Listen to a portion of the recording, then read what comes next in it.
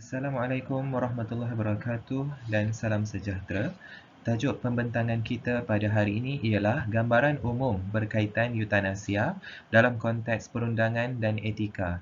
An overview of euthanasia in a legal and ethical context oleh Muhammad Zamri, Muhammad Zahir, Ramalingam, Rajamanikam dan Al-Islah Badrul Hisham. Tujuan International Conference on Communication, Management and Humanities, ICOMA 3.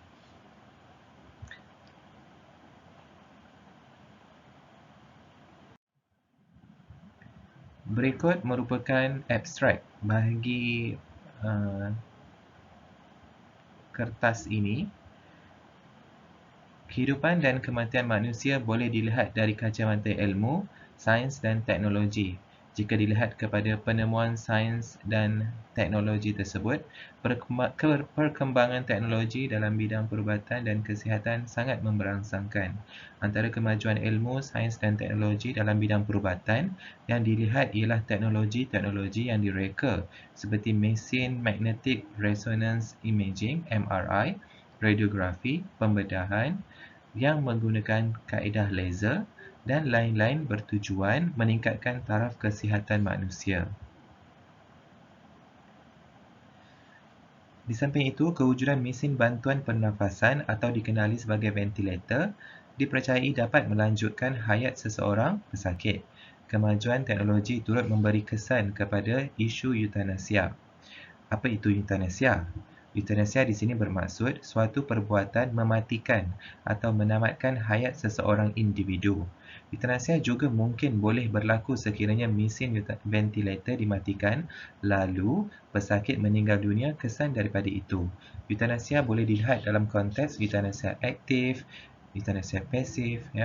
Permasalahan kajian dilihat berkait rapat dengan isu perkembangan teknologi dalam bidang perubatan ini, iaitu sama ada mendatangkan kebaikan, beneficent atau keburukan, maleficent, kepada seseorang pesakit. Maka wujud dua persoalan daripada permasalahan ini. Pertama, adakah teknologi dalam bidang perubatan memberikan kebaikan? Kedua, adakah eutanasia dibenarkan menurut perundangan dan etika perubatan? Objektif penulisan ini adalah untuk mengenal pasti dan menganalisis sejauh manakah eutanasia dari sudut perundangan dan etika perubatan dibenarkan. Selain itu, eutanasia aktif dan eutanasia pasif dibincangkan bagi meneliti fungsi dan tujuannya secara tuntas. Kaedah kualitatif digunakan dengan menyoroti literatur dari dalam dan luar negara berpandukan sumber premier dan sekunder yang membincangkan isu eutanasia. Hasil dapatan daripada penulisan ini menunjukkan wujud kekaburan dari segi perundangan dan etika perubatan di Malaysia. Kesimpulannya, penulisan ini mencadangkan terdapat keperluan berkaitan mekanisme yang lebih jelas dalam konteks perundangan dan etika perubatan berkaitan eutanasia di Malaysia. Berikut kata kunci bagi kertas ini, doktor pesakit, etika perubatan, eutanasia, teknologi perubatan dan undang-undang. Okey, secara segi perkataan, eutanasia berasal dari perkataan atau bahasa Yunani kuno. Eu bermaksud baik dan thanatos pula bermaksud kematian, dan kemudian digabungkan keduanya menjadi kematian yang baik berdasarkan Roswitha A. Sregar 2015. Eutanasia turut dikenali sebagai mercy killing yang bererti pembunuhan tanpa penderitaan, iaitu tindakan itu biasanya dilakukan terhadap derita yang dialami oleh pesakit yang menghidapi penyakit yang tidak boleh lagi diubati dan telah disahkan oleh pihak doktor. Eutanasia atau mercy killing ataupun disebut assisted suicide dilakukan ke atas pesakit sama ada dengan menghentikan sebarang bentuk rawatan atau memberikan rawatan dengan niat memendekkan hayatnya, atau memberikan sesuatu yang boleh memendekkan hayatnya.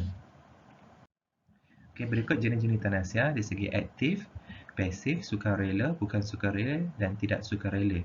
Aktif ni jika kita lihat seperti suntikan ataupun ubat-ubatan ataupun sesuatu bahan chemical yang diberikan, contohnya cyanamide yang disuntik ke dalam badan pesakit yang boleh menyebabkan pesakit mati. Ataupun pasif, misalnya pesakit tidak mahu meneruskan apa-apa rawatan untuk mengubati penyakitnya atau mengubatinya, Itu dikira sebagai tindakan pasif atau euthanasia pasif yang boleh mengakibatkan kematian. Sukarela adalah dengan keizinan atau kerelaan pesakit, bukan sukarela. Non-voluntary euthanasia iaitu bermaksud tidak sedar sewaktu ingin membuat keputusan. Pesakit tu dia tak sedar, mungkin dia koma ke ataupun dia accident, dilanggar, kemudian tidak boleh buat keputusan, dan itu dikira bukan sukarela, tiada dengan niat ataupun kerelaan pesakit tersebut. Tidak sukarela involuntary euthanasia adalah bertentangan kerelaan. Misalnya pesakit mahu teruskan rawatan tapi perawat tidak meneruskan rawatan, itu bertentangan dengan kerelaan pesakit itu sendiri. Itu contoh tidak sukarela ataupun involuntary euthanasia. Okey, ini berdasarkan kes Rodriguez versus British Columbia 1993.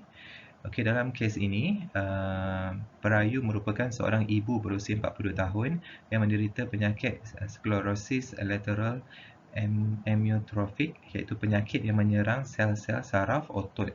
Keadaannya kelihatan semakin merosot dan akan kehilangan keupayaan untuk menelan makanan, bercakap, berjalan dan menggerakkan tubuh badannya. Selain itu, dia juga bakal kehilangan keupayaan untuk bernafas tanpa bantuan alat bantuan pernafasan. Jangka hayatnya adalah di antara 2 hingga 14 bulan sahaja.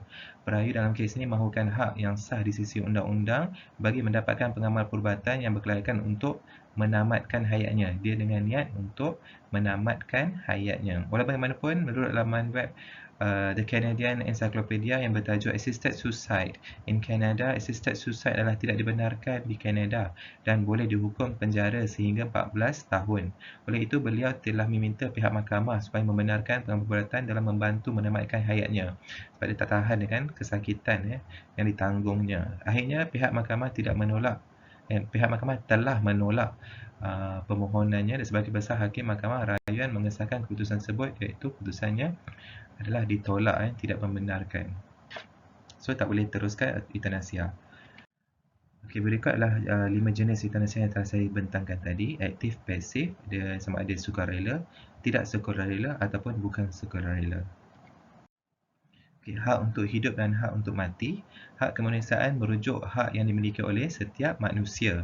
Dari segi perundangan, hak ini merupakan satu bentuk hak yang dinikmati oleh seseorang warga negara ataupun rakyat, seperti apa yang telah termaktub dalam undang-undang negara berkenaan.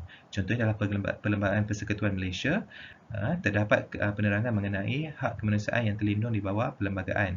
Pencabulan hak kemanusiaan yang berkenaan mungkin akan membawa kepada tindakan undang-undang yang sewajarnya. Penarifan hak kemanusiaan dari segi undang-undang adalah berbeza dari satu negara kepada dengan negara yang lain. Kesimpulannya, persoalan mengenai adakah euthanasia ini suatu perbuatan yang bermoral ataupun tidak perlu dilihat daripada setiap konteks euthanasia itu sendiri, termasuk jenis-jenisnya. Terdapat banyak negara yang melarang euthanasia, tetapi ada juga negara yang mengiktiraf kedudukan euthanasia. Apa yang penting adalah walaupun negara itu membenarkan euthanasia, jadi perbuatan itu tidaklah dianggap membunuh walaupun secara moralnya ia dilihat sedemikian. Isu euthanasia ini bukanlah suatu permasalahan yang baharu. Masalah ini sudah sering diangkat dalam pelbagai forum diskusi. Namun begitu, pandangan daripada pakar perubatan, pendongkor undang-undang, kerajaan dan agamawan masih mengundang titik pro dan kontra, baik di Malaysia maupun di negara-negara luar. Diharapkan pada masa yang mendatang, Malaysia mempunyai suatu mekanisme perundangan dan peruntukan yang lebih jelas mengenai euthanasia bagi mengelakkan sebarang isu dan kekeliruan yang timbul. Sekian sahaja daripada pembentangan ini. Okay, do right.